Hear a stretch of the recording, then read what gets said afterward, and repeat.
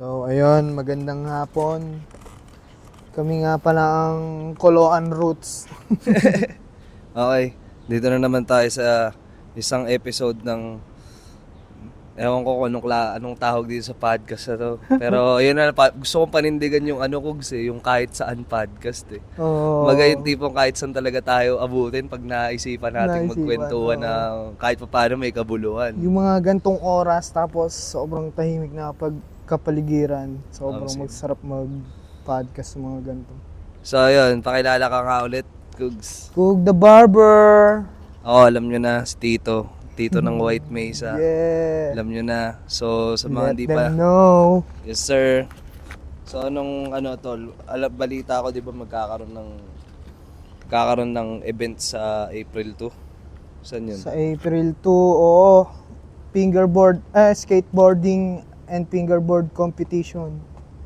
Sa baba lang ng tower, sa may tulay. So, sa mga... ilalabas ko tong episode na to bago mag-April 2. Anong araw na ba ngayon? Benching ko na, di ba? 25 na. 25 Monday. na. So, sa mga gagi, April 2 Tuesday, di ba? Monday ba? Tuesday. Ayun. So, sa mga available dyan, sa mga pwede dyan na mga nandito sa Macau, punta lang kayo sa Macau Tower. April 2, merong kaming event doon. So, hindi lang siya bukod sa, ang main event talaga is yung, skateboarding competition. Pero magkakaroon din doon ng mga live performances yan. Dito sa Macau. Yan, abangan natin yan. So, yun. Ikaw, Kugs, paano ka napasok sa skateboarding? Paano mo nakahiligan yung skateboarding, tol? Eto, si David kasi talaga ang aking siya ang nagmulat sa akin sa kahit ano. Shoutouts kay David the Barber. Siya yung so napanood nyo na yung pinakaunang episode nitong kahit saan podcast. Yun yung tinutukoy niya. So best friend yun simula talaga literal na magkababata talaga sila. Hanggang dito sa Macau magkasama silang maggupit. Yun. Sobrang solid niya ni David. Nung high school kasi wala akong trip nasa Dota trip lang. Ayan, laging nanununtok. War pa lang tema nung bata. Sobrang salbahe ko dati, kung alam nyo lang.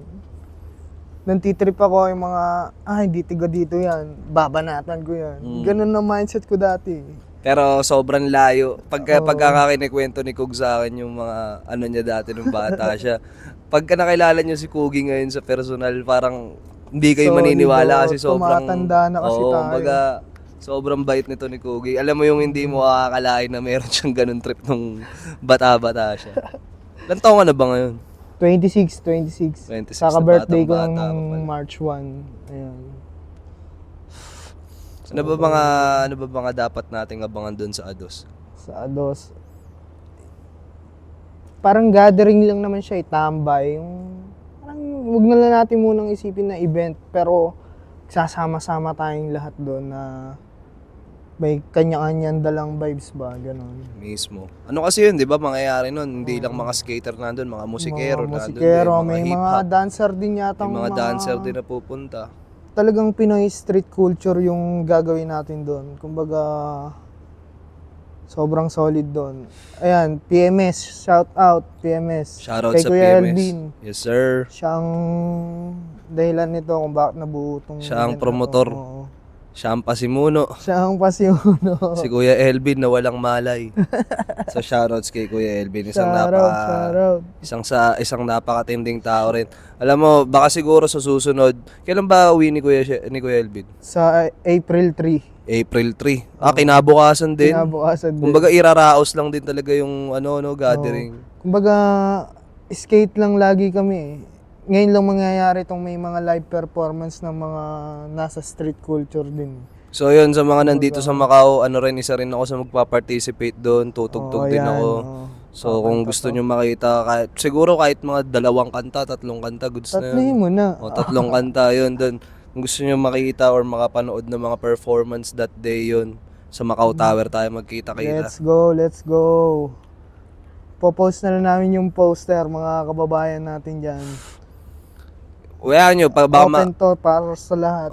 baka pagbalik ni Kuya Elvin dito, invite din natin siya dito sa Kahit Saan Podcast. Ano rin yun, guys, marami rin kayong mapupulot na kaalaman dun. Sobrang talentadong tao rin yun ni Kuya Elvin. As in talagang nasa artistic side din talaga siya. Kasi ano yun tattoo artist yun si Kuya Elvin. Sobrang solid nun, sobrang low-key tattoo artist nun ni Kuya Elvin. Nag-i-skate din, skater din siya. Siya pala ang founder ng PMS dito sa Macau. Ano ba ibig sabihin ng PMS, tol? Pinoy Macau Skater. Siya yung nagsimula ng movement dito sa Macau. Ng mga Pinoy. Kumbaga yung mga Pinoy skater. Mga OG, oo. OG skater ng Macau, Pinoy. Ikaw, tol, may gusto nga akong tanungin sa'yo, tol eh. Kung hindi ka barbero ngayon, kung papipiliin ka, anong gusto mo sana kung hindi ka barbero ngayon? Kung hindi ako barbero, siguro nagluluto ako kung naging matino ako nung napasok pa ako. Gusto mo rin talaga magkusina? Luto. Oo. Sobrang hilig ko din magluto. Ayan, extra skill ko yun. Oo, tangan na pag natikman nyo mga tira nito ni Kugi sa pagkain. Lalo na, ano kasi ito itong sina Sean, sina Kugi. Ito yung mga promotor ng mga biglaang salo-salo, handaan. Kahit walang special na okasyon, bigla lang to, tara, ano tayo, ihaw, mga ganong shit, kain tayo dito. May luto ako sa bahay. Tara. Kumbaga, ano na lang, kanya-kanyang dala na lang kung ano pa idadagdag nyo. Tulad yan, mamaya, meron kami sa Haksa. Haksa Beach kami mamaya, tamang ano lang. Tamang takas muna.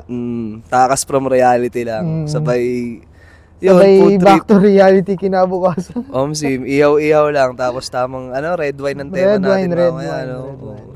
Ano naman kami, kumbaga, hindi naman kami, pag umiinom kami kasi, paiba-iba rin kami ng trip, hindi naman laging, kumbaga, rin kami, nauumay din kami. Minsan, gusto namin beer, minsan, yung mga may spirit na alak, minsan yan, red wine. So, kung may lambanog nga dito eh. Sim, kung may lambanog din talaga dito, bakit hindi? Why not? Coconut. Maglako na kaya tayo ng dito. Magtinda na tayo ng lambanog, no? Underground. Tangina dati may nabalitaan sa amin yun eh. Isang kumpanya ng lambanog na nakamamatay yung lambanog sa sobrang lakas ng tama. Ano yun? Paano nakakamatay? Ano yun? Kumbaga may namatay na dun sa produkto nila. Kumbaga parang sa laseng tas di nagising, parang ganun. O nalason. Nalason. Ay puta. Tas may video yung may-ari na yun eh. Parang sa social media, pinuprove niya na walang lason, ininom niya. Nalason siya? Nalason din siya. Yun ang at least, di ba? Pero rest in peace, pero yun nga, minsan mahirap din talaga. Kaya yun. Pero guys, yun nga yung Kaya medyo nabawasan yung lambanog sa Pilipinas, medyo natakot yung... Kumbaga yung pagbubrew, hindi tama yung proseso. Oo, may sumobra. Yun nga yung kaya siguro talagang... Kung tutusin, di naman sa may makakilala ako na marunong. Alam mo yun, mga nagbubrew ng alak. Pero, kaya nga siguro talaga may lisensya yung alak, no? Kasi, Sim, hindi siya basta-basta. Nakakalason pala talaga, no? Pagka hindi tama yung timplada mo, no? Yung procedure, mga ganon. Pero sa lang kaya, yung sa lambanog o sa ibang alak din, ganon talaga? Siguro, sa ibang alak din, lambanog. Kung mga natural lang naman, ba't ka malalason? Sa bagay. Sa mga makakapanood nga nito, comment down below nyo kung ano ba yung kung lahat ba ng klase ng alak pagka hindi maganda yung pagkakatimpla, nakakalason talaga. Kasi wala akong idea kung sa lambanog lang ba yun eh. Kasi iniisip ko kung ang wine ba. Yung sobrang tanda na at sobrang tapang, no? Diba? Kasi eto, isipin mo, ako hindi ko alam yung procedure kung paano gumawa ng wine. Pero ang alam ko kasi, ini-age yun, diba? Oo, ini-age. Diba galing sa ubas usually yun? So, diba, pagka sobrang tagal na din nun, kumbaga expired na yun eh. So, ano kaya yung proseso para maging alak siya, no? Sobrang, parang pinapanis nila yun eh, no? Parang hindi ko nga sure eh. Kaya nga sa mga nakakaalam dyan sa mga panood nito, kung may knowledge kayo sa ganyan, salin nyo nga sa amin, comment down yun. alak. I hate alak. I hate alak, pero nung isang araw lang umiinom tayo.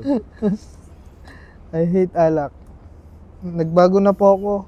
Nagbago na po kami. Yun nga. Red wine na lang po ang inumin namin.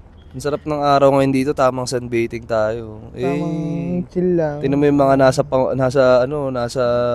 tawin na. tamang ano sila, Ang tamang sarap bangka ng sila. Ang sarap ng pagbabangka trip nila. nila. Tamang bangka ka lang, oh. Tagina po. May naarkila kayang ganyan dito. Baga may naarkila ba, sasaglit ako sa Pilipinas. Tangina dito ka arkila, papunta ka Pilipinas. No? Saglit lang, punta lang ang Pinas. Yun na, bago ka makarating ng Pilipinas, sambuan. Sambuan yun. Hindi ka na matatagpuan nun. Sobrang chill ngayong hapon, guys. Sim. Ito yung ano eh. Nga pala, sa mga hindi nakakaalam sa mga taga Macau at sa mga nagpapagupit dito sa Jokers Barbershop, sa mga hindi Ayan, nagpapagupit. ayan. Ano pala, so itong spot na to, itong Jokers 2, ililipat na. namin sa may Sige nga, Ruwa. kailan? Bigyan mo nga kami ng info. Bigyan mo sila ng info sa mga taga Siguro Macau na around nagpapagupit. May or month of June, lilipat na tong shop sa may Ruwa. Mas maganda doon. Mas lulupitan natin yung eksena doon. Kasi nasa streets na eh. Ang mangyayari, street vibes naman, hindi na yung ganito, yung chill. Actually, Oo. kaya sinusulit na rin namin yung tambay talaga dito kasi totoo lang, isa to sa talagang highlight ng Jokers 2, yung Oo, seaside eh. Seaside talaga. Kung napapanood nyo sa ibang vlog ko, yung pagka lagi akong tumatambay, dito yun. Kumbaga yung barbershop nila katabi talaga ng dagat mismo. Kaya kumbaga yung mga nagpapagupit din talaga, hindi lang literal na gupit yung pinupunta dito. After magpagupit, Picture tatambay. sila dito. Yan. Sim, tas food trip. Kasi ito, nakikita nyo itong Bows Cafe. Ito, kung mapapanood mo to nung may-ari o kung maiintindihan mo man to, Bows. Boss. Baka naman. Suki kami ng pizza mo dito. Ayan, sa totoo lang, eto, pakita mo, Kogs. Kami merienda lang din namin. Pizza Hut. Pizza. So, syempre, sasamahan mo na rin ng Coke. Ayan, Coke. Classic Coke. Sim, Coke, baka naman. Hey! RC lang tayo. Malay mo. Diba? Hindi libre ang mangarap eh. Malay mo naman, ma-sponsoran tayo ng mga mababait ng mga businessman dyan. Malay mo. Ito na si Ito na si Sean David, the barber, aka the maestro. May kliyente ata si Sean. Yoyo silang. Kaway ka naman sa natin, sa kahit saan natin. Kita ka ba dyan? Nakita niyo ba siya? Yan. Hey! So, yun. Kung naalala niyo siya. Sinusulit na namin ng mga tambayan dito. Yan, sasalang din nga pala si Sean. Sasalang din siya sa skating competition sa Ados. Sasalang eh. Ibang salang yun na naisipan mong tema, pare. Masamang salang yan. Mga bata dyan. Kung ano kaya ng bangko mo, kahit ano ka lang, spectator ka lang. Invisible tayo. Invisible. Invisible na upuan. Magaling talaga to. Si David lang ang nakakaisip ng mga ganung Pwede sa Benicia no. Ngayon may hidden talent rin pala sa pagsayaw to. Baka sumalang din to ng dance move sa Ados, no? Ay, ito nag-b-boy. Uy!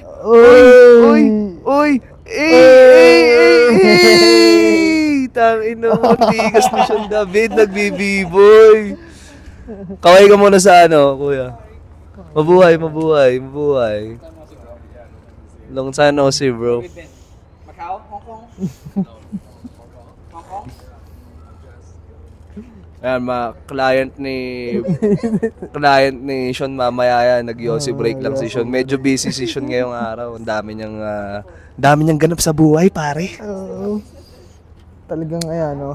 Tingnan mo naman. Hindi, mga papa ni David yun. Oh. Aktibo eh. Ay, nako. Oh, May business sila sa Bohol. What's your business in Bohol? Yeah. What's your business in Bohol, bro? diving. Diving. Sabi niya, diving. Yeah. Like shit. Bohol, right? Oh. Okay, I'll add you up later. Maybe you can hook me up with some when I go back in the Philippines. Andito na pala si Jobix. Ito na yung nangyayari MVP dito ng sa Macau, Jokers. Gantong oras naglalabasan na yung mga nilalang. Pakita ka dito sa podcast natin. Magsalita ka dun sa mic. What's up, gang fam? Hey! Si Jobix pala, baller. So, nagbabalik siya ngayon sa bola dahil galing siya sa injury. Sobrang solid nitong player na to, idol. MVP ng Macau. Ayan. Naglaro si Jovix dati sa Macau Black Bears, 'di ba? Oo, hanggang ngayon. So, yun. Hanggang ngayon ba? Naka-line up ka pa? Pero kumbaga anytime parang So, shoutout sa Macau Black Bears. Sa mga baller dyan. Isang mabigat na team din yan dito sa Macau. Sa totoo lang, dati, nung mga panahon ni Kugi na bata-bata pa si Kugi talaga, dinadakdakan niya si Jobigs lagi. Wala lang video kasi nung panahon na yun. Lume-lay up nga ako sa 3 points eh. Ganong katindihan si Kugi. Sobrang talentadong tao rin ito ni Kugi. Sa kanya ko lang nakita ng live yung lume-lay up sa tres. Fade away pa, tol. Lay up, fade away. Tas tres yun. Tres yun, par. Ang maganda pa doon, puta, foul counted. Foul counted talaga. Talaga namang napapa. And one. Hindi ka ata sakop dyan. Sakop yan. Mainit na eh. Hindi, dito pasok ako. Parang di ka. Yan. Parang nakikita niyo yung good looking na si Kugi. Anong ganap mo mamaya, Big Jobigs? May gagawin ka mamaya? Yung. Nasa Haksa kami mamaya eh. Ay, we? Oo. 8 p.m. Pag-out pa nila. Barbecue. Pag ubra ka. Saan kayo maglalaro? Wednesday Club? Hindi. Anong oras yun? Tambay ako dun mamaya. Hindi ko sure eh. Hindi ko lang yung message. Kung walang message, di na ako. Pero usually yun, afternoon o mamayang gabi pa. Gabi yun no? SY. SY gawin natin. So, shoutouts din sa mga ballers sa Amu. Yan, mga tropa rin mga tao dun. Actually, dito naman kasi sa Macau, sa community, especially sa mga Pilipino, karamihan talaga, lalo na kung iisa lang yung, kung baller ka, or kung ano man trip mo, usually magkakakilala rin talaga lahat. Kumbaga, lahat may common friends eh. So, alam mo yun, hindi mahirap makipagkaibigan dito sa Macau. Depende na lang Depende rin sa'yo. Oo, depende rin sa'yo kung okay ka din. Kung pakilala mo, okay ka sa kanila. Sim. Kung hindi, talagang tablado ka. Tablado ka rin talaga. Dapat Respeto. Tao sa tao lagi. Kasi minsan, ewan ko nung mga panahon, nung active pa ako, yung bola rin talaga trip ko nun dati. Siguro mga year 2009, 2010, mga ganon, yung talagang bola trip ko dito sa Macau. Meron kasi nung panahon na kasi di ba nag-aaral pa ako. So, nandito ako sa Macau pagka every summer vacation lang sa Pinas. So, after ng school year, for 2 months, dito talaga ako, sagad exit, 2 exit yun. Kasi that time, dito nag-work parents ko eh. So, nung panahon na yun, yung mga di ba, sa court, syempre kahit kada bakasyon lang ako nagpupunta dito. Kumbaga, iisa lang naman yung mga taong nagpupunta doon. Kumbaga, kilala pa rin ako kahit once a year lang ako magpunta. Tapos one time nun, may nangyari na Siguro, hindi ako kilala nung iba ng mga naglalaro na doon. Pero may mga tropa ako nun doon. Tapos syempre, ang laro pa nun dito, paunahan sa court, tas lang, halves lang, 3-on-3. Ganon yung Tapos merong isang, hindi ko alam kung, ang alam ko nun, working na siya dito nun, blue card siya. Medyo, that time, 2010, siguro, mga lang ako nun. 12, 14. 14, mga ganon siguro edad ko nun. Tapos siya, yun nga, nagtatrabaho na dito. Talagang sobrang yabang. Tol, alam mo yung sinasabi nila dito ng mga Pilipino na matagal na dito sa Macau, yung tipong dinadala yung ugaling Pinas dito sa Macau. Kumaga, alam mo yung the way siya magsalita, tsaka yung the way siya kumilos. Alam mong, kumbaga, bit-bit yung gawi sa Pinas na. Kasi dito, hindi naman pwede yung dapat dito. Kahit paano, humble ka lang, tapos mapakisama ka. Kasi, hindi nagtatagal yung mga ganun dito. Kasi alam nyo naman yun, pangit man sabihin, pero gets nyo naman yung ibig ko sabihin sa ugaling Pinoy, sa mga nanonood, di ba? Alam nyo naman yun, yung stereotype ba na ugali ng Pinoy. Masakit mang sabihin sa akin kasi Pinoy din ako, Pinoy tayo, pero totoo siya. Tapos di yun nga, balik tayo sa storya. Ang nangyari nun, talagang sobrang, alam mo, hindi pa nagsisimula yung laro, yung meron siyang binato ng bola, pero biro sa kanya. Tapos, nung yung binato niya, parang feeling ko sa pagkaka-react nung binato niya, magkakilala na sila sa court, kumbaga, nagkakalaro na sila before, pero hindi pa sila ganun ka-close. Hindi nagustuhan ng binato. Hindi nagustuhan. So, anong nangyari, okay, laro. Fast forward tayo sa laro, talagang di laro. Yung binato niya ng bola, parang kuya-kuyahan sa court yun Kumbaga, nakalimutan ko na yung pangalan kasi bata pa nga ako nun. Para siyang kuya-kuyahan na sa court. Kumbaga, kilala na siya ng lahat doon sa court. Alam mo yung court pa nun sa may bara, sa may seaside. Sa may seaside, doon pa kami naglalaro nun. Kaya nga, di ba? So yun, nagigets mo na kung gano'ng katagal yun, di ba? So yun, doon kami yung kuya-kuyahan namin na yun, talagang kilala na siya doon sa court na yun na talagang parang everyday after work naglalaro siya doon. Puta, napikon siya kasi nakita niya yung ginawa, yung binato. Hindi siya yung binato, pero nakita niya. Tangina, talagang binawian siya sa court talaga. Talagang balya kong balya, bagsak kong bagsak talaga. Talagang binibigyan siya ng siko. Tapos nung after nun, napikon nga yun, yung medyo mayabang na bowler, napikon siya. Nilapitan niya ngayon yung parang kuya-kuya namin sa court.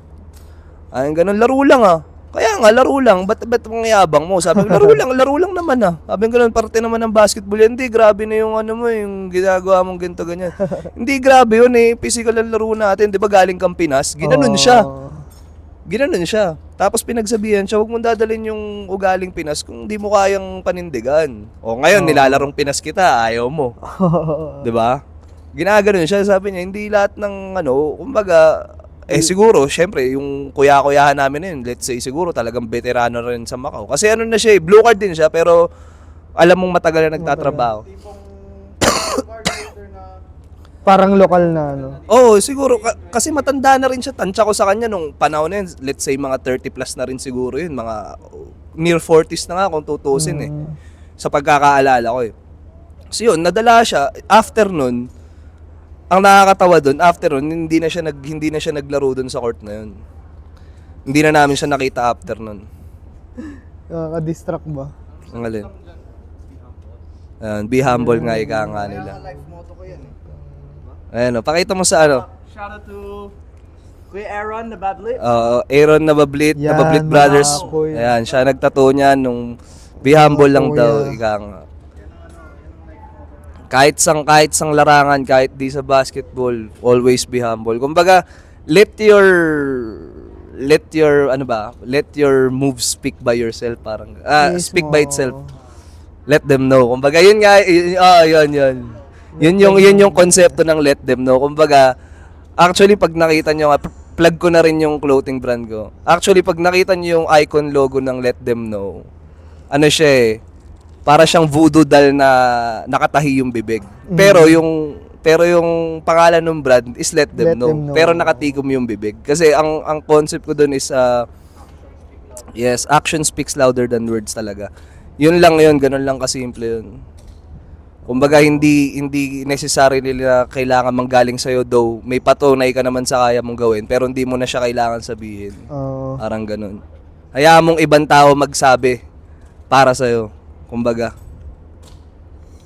Anyway, napapasarap ang kwentuhan namin. Ito yung actually parang ano to eh, hindi naman siya talaga podcast shit. Ano lang to eh, parang alam mo yung Tambay kwentuhan na lang, may mic oo. lang. Ganun lang.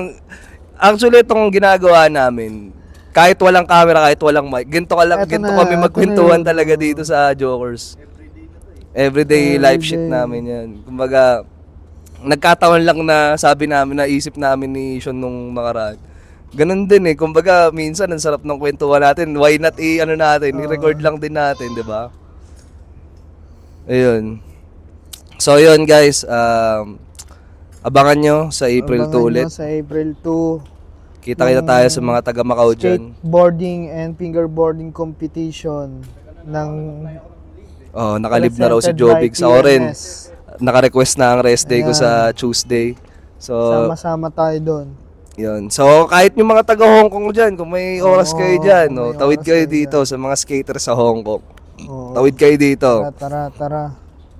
O siya guys, Go. paalam.